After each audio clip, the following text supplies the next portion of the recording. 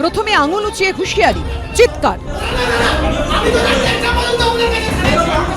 নিজেদের মধ্যেই জোর তর্কাতর্কি, দুপক্ষই একেবারে মারমুখী মেজাজে। বিজেপির মণ্ডল সভাপতি নির্বাচন ঘিরে ফের একবার প্রকাশ্যে চলে এলো গেরুয়া শিবিরের অন্দরের দ্বন্দ্ব।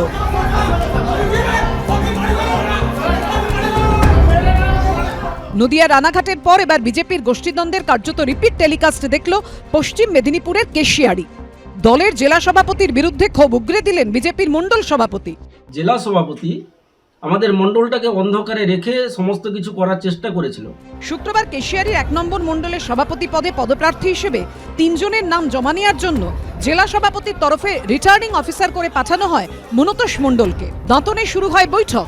এদিকে বিজেপির স্থানীয় নেতাকর্মীদের অভিযোগ, কান্তিলাল বেরা নামে এক ব্যক্তির নাম সম্ভাব্য পদপ্রার্থী হিসেবে 3 জনের তালিকায় অন্তর্ভুক্ত করার জন্য চাপ দিতে থাকেন জেলা সভাপতির প্রতিনিধি। বৈঠকে তারই প্রতিবাদ করেন স্থানীয় বিজেপি কর্মী ও নেতারা। সেখান থেকে বিতর্কের সূত্রপাত, যা কার্যত গড়ায় হাতাহাতিতে।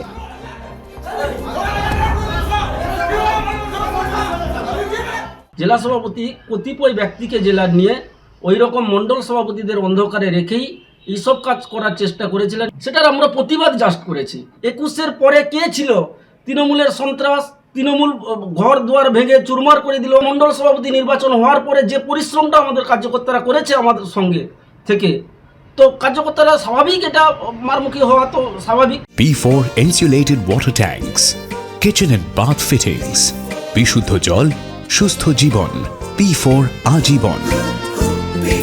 কিন্তু সেটাকে কন্ট্রোল করেছি আমরা। দিল্লির বিধানসভা নির্বাচনে জয়ের পর বিজেপির টার্গেট এখন বাংলা দখল। কিন্তু সাম্প্রতিক অতীতে বাংলায় 1 কোটি সদস্য সংগ্রহের টার্গেট দিয়ে তার অর্ধেকও পেরোতে পারেনি বঙ্গ বিজেপি।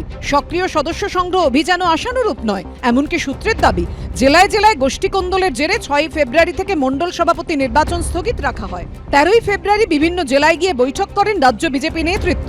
সিদ্ধান্ত নেওয়া হয় শুক্র, শনি ও রবিবার মণ্ডল সভাপতি নির্বাচন হবে। কিন্তু তা নিয়েই কেশিয়াড়িতে সামনে চলে এলো বিজেপির কোন্দল। দাঁতনে বিরোধী রাজনৈতিক দল বিজেপি যেটা দূরবীন দিয়ে এখনো দেখতে হয়। বিজেপি এখানে কোনো ফ্যাক্টর নয়। তারা নিজেরা মারামারি করছে আর মারামারি করে নিজেরাই শূন্য হয়ে যাবে। গত 5 ফেব্রুয়ারি রানাঘাটে মণ্ডল সভাপতি নির্বাচন ঘিরে ব্যাপক ভাঙচুর হয় নদিয়া দক্ষিণ সাংগঠনিক জেলা বিজেপির কার্যালয়ে। ওঠে টাকার বিনিময়ে সভাপতি করার অভিযোগ। এবার সেই তালিকায় নবতম সংযোজন পশ্চিম মেদিনীপুরের কেশিয়াড়ি। আমি বলবো খুব প্রমিসিং সাইট।